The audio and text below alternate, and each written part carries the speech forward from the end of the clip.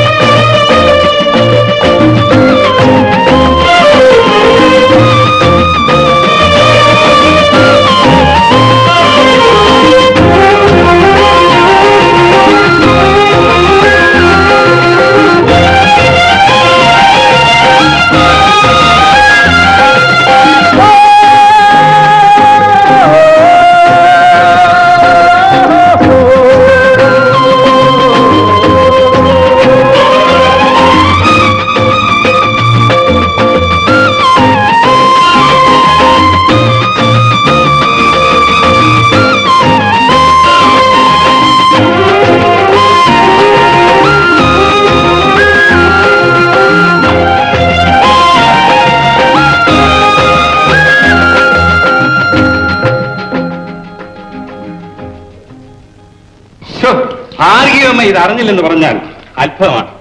മകന്റെ കാര്യങ്ങൾ അമ്മ കൂടി അറിയണ്ടേ? നേരാണോ വേരുത്? ഗോപിക്കവളെ അങ്ങോട്ടും ഇഷ്ടമാണോ? അയ്യോ, ഇഷ്ടമാണോന്നും അവന് വേണ്ടി അവൾ ചാകാൻ നടക്കല്ലേ. ഈ പ്രദേശത്ത് ഇതിപ്പോൾ ഒരു പാട്ടാണ് ഭാർഗവിയമ്മേ.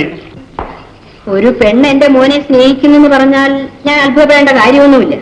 പക്ഷെ ഇത് അങ്ങനത്തെ പെണ്ണാണോ? അവര് വലിയ കാശുകാരല്ലേ? എന്റെ മോനെ കാശിക്കാമോ? അത് തന്നെ ഞങ്ങൾ ചോദിച്ചുള്ളൂ. എന്തായാലും ഇത്ര കാര്യമായിട്ട് അമ്മയോട് പറയുന്നത്? എന്തുവാടാ ഈ കേൾക്കുന്നത്? എന്തായിരുന്നു? ആരും അറിഞ്ഞില്ലെന്നും വിചാരിക്കണ്ട. നീയും ആ രാവണി കുഞ്ഞും തമ്മിൽ. അതെ, ശരിയാണ്. ചേടാ, നീ ആര്? അവളാര്? ഞാനൊരാണ്, അവളൊരു പെണ്ണ്. അത് പേര് കല്യാണം എന്നൊക്കെ പറയുമ്പോഴേ അതിനപ്പുറത്തും ചില കാര്യങ്ങളൊക്കെ ആലോചിക്കാനുണ്ട്. അതൊക്കെ ആലോചിക്കാനേ എന്റെ അമ്മയുണ്ട്. എന്നാലും ഈ വെള്ളം കടവിലെടുക്കാൻ കുറച്ച് വിഷമാണല്ലോ.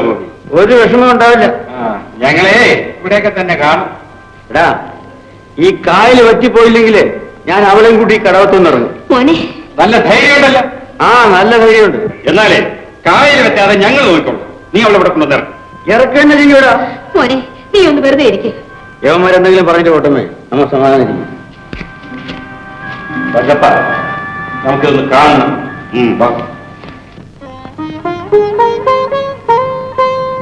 രാഗിണി പോകരുതെന്ന് പറയാൻ തോന്നുന്നുണ്ട്. പക്ഷെ എന്ത് ചെയ്യും? ഒന്നും ചെയ്യണ്ട. ചേട്ടൻ രാത്രിയിലെ കാവൽപ്പുരയിലല്ലേ കിടക്കാറ്. എന്റെ ഓർമ്മകൾ എന്നും അവിടെ ഉണ്ടാവും. അങ്ങനെ എത്ര നാൾ കഴിയും? എന്റെ പരീക്ഷ കഴിഞ്ഞാൽ അച്ഛൻ ഇങ്ങോട്ട് പുറപ്പെടും. കൂടെ ചേട്ടന്റെ രാഗിണി ഉണ്ടാവും. അന്ന് അച്ഛൻ തന്നെ ചേട്ടന്റെ അമ്മയെ കണ്ട് സംസാരിച്ച് ഉറപ്പിക്കും. എന്താണ് ഉറപ്പിക്കുക ചേട്ടാ? എന്താ ചേട്ടൻ പറയണം. നമ്മുടെ വിവാഹം. അതെ, അടുത്ത കൊയ്ത്തുകാലാകുമ്പോഴേക്കും നമ്മുടെ വിവാഹം കഴിഞ്ഞിരിക്കും. ചേട്ടൻ വിഷമിക്കാതിരിക്കണം.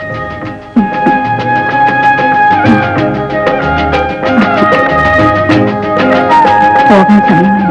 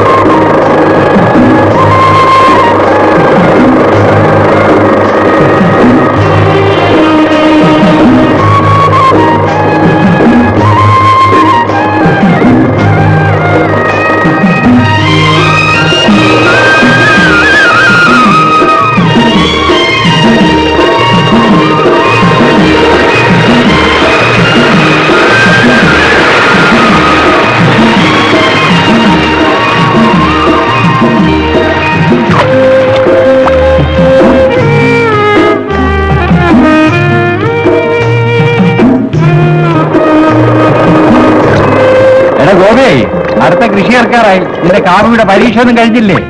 ആ പരീക്ഷ ഇനി കഴിയില്ലെന്നാ തോന്നുന്നത്.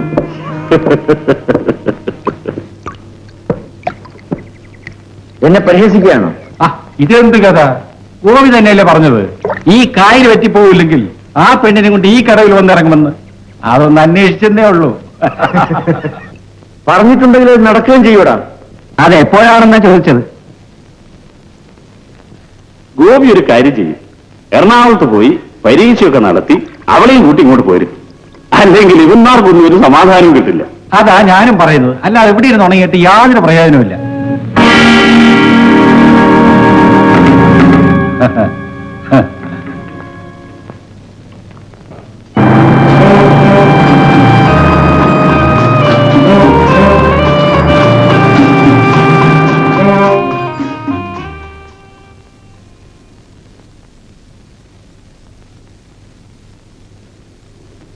ഇതിന്റെ ഡാറ്റ പിടിച്ചേ. ഓലയുടെ കെട്ടെന്ന്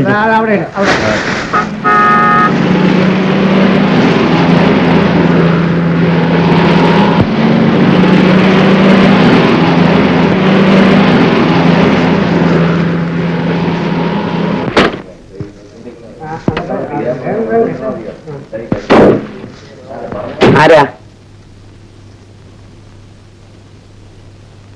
രാഗിണിയുടെ വീട് ഇതല്ലേ? എന്ത് വേണം? ഒന്ന് കാണണം. അകത്ത് കയറും.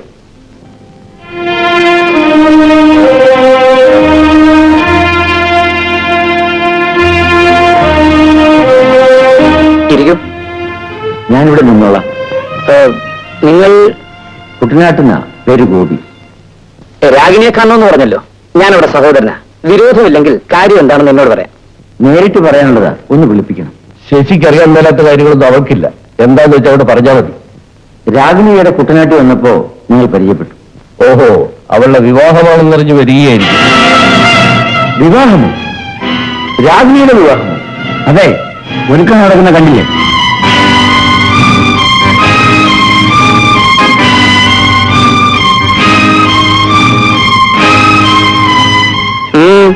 എന്തു പറ്റി? ആരുമായാണ് വിവാഹം? അതൊക്കെ നിങ്ങൾ അറിയേണ്ട കാര്യമുണ്ട്. നിങ്ങളുടെ സഹോദരനെ വഞ്ചിക്കുകയായിരുന്നു. അവൾ എവിടെ ഇങ്ങോട്ട് വിളിക്കൂ? വിളിക്കാം. നിങ്ങൾ പറഞ്ഞതിന്റെ അർത്ഥം? ഞങ്ങൾ തമ്മിൽ പരീക്ഷ കഴിഞ്ഞാൽ ഉടൻ ഞങ്ങളുടെ വിവാഹം നടത്താമെന്ന് പറഞ്ഞു ഉറപ്പിച്ചിട്ടാണ് അവൾ ഇങ്ങോട്ട് പോകുന്നത്. ഓഹോ.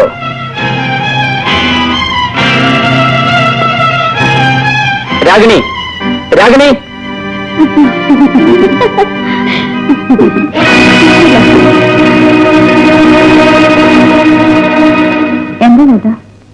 എന്താ മോനെ, ഇയാൾ ആരാ?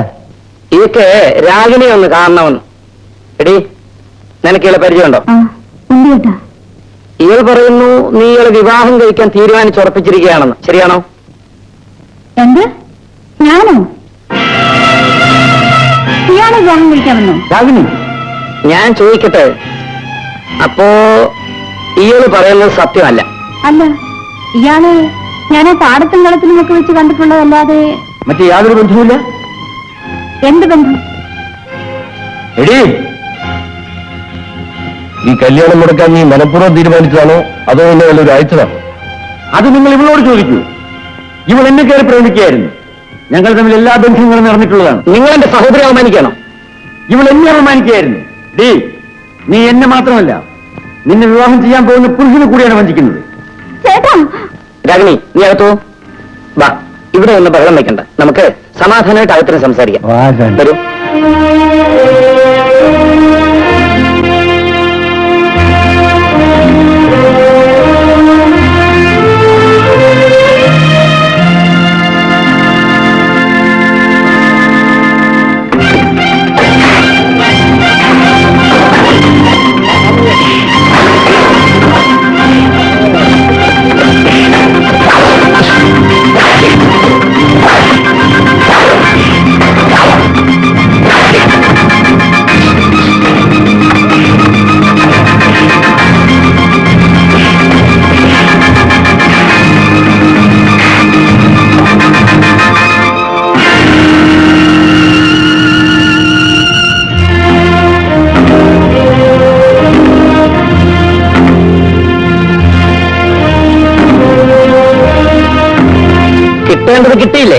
ഇനി പോവാ. ഒരു കാമുകം വന്നിരിക്കുന്നു. ഇത് നിങ്ങളുടെ വീടായിപ്പോയി. ഇവിടെ വെച്ചതിന് മറുപടി പറയാൻ ഞാൻ എരപ്പാളിയല്ലടാ. ഇനി ഇവിടെ ഒന്ന് നാമരയ്ക്കാൽ നിന്നെ ഞങ്ങൾ പോലീസിൽ ഏൽപ്പിക്കും. പോകുന്നുണ്ടോ വെളിയിൽ? ഞാൻ പോകുന്നതാ. ആത്മഹത്യ ചെയ്യാനാണെന്ന് കരുതണ്ട. എവിടെയെങ്കിലും വെച്ച് വീട്ടിൽ കാണാം.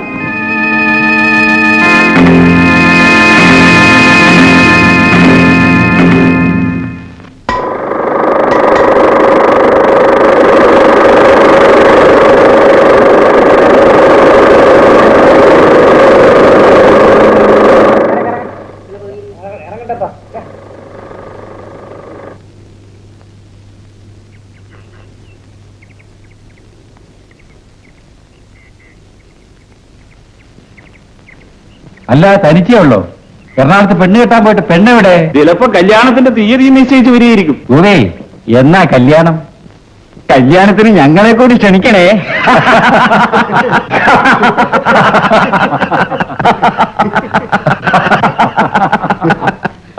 നോക്കി പേടിപ്പിക്കുന്നു. വിവരങ്ങളൊക്കെ ഒന്ന് പറഞ്ഞു തന്നിട്ട് പോടാ. അവിടെ നിക്ക്. വരവ് കണ്ടിട്ടേ പെണ്ണ് ചൂലുകൊണ്ട് അടിച്ചിറക്കിയ ലക്ഷണം ഉണ്ടല്ലോ. നിങ്ങൾ ആരും ഇപ്പൊ സംസാരിക്കാൻ നിൽക്കണ്ട. അതാ നല്ലത്. പോകുന്നുണ്ട് മുമ്പിൽ നിന്ന്. ഓ, അപ്പൊ പോക്ക് തന്നെ. മനസ്സിൽ കാറും ബംഗ്ലാവൊക്കെ അല്ലായിരുന്നോ? എടാ, ഞാൻ അപ്പോഴേ പറഞ്ഞില്ലേ, കൊക്കിൽ ഒതുങ്ങുന്നതേ കൊത്താവും. പെണ്ണുങ്ങൾ ആ സംഭവത്തിന് ശേഷം അവന് സ്ത്രീ എന്ന് പറഞ്ഞാൽ വിരോധമാണ്, വെറുപ്പാണ്. അങ്ങനെ തകർന്നു കിടക്കുകയാണ് കുഞ്ഞ് അവന്റെ ജീവിതം.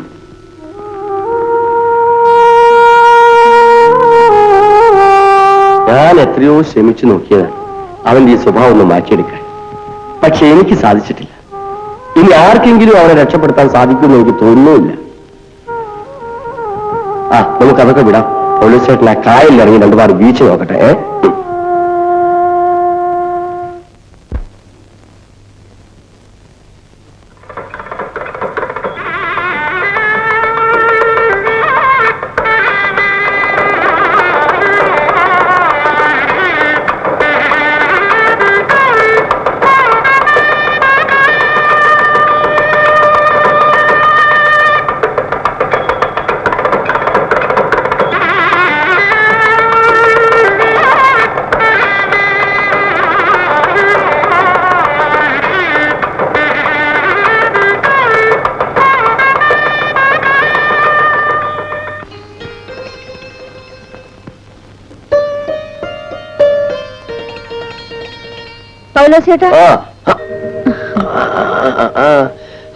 അയ്യോ, ഇതെന്താ ഇങ്ങോട്ടൊക്കെ?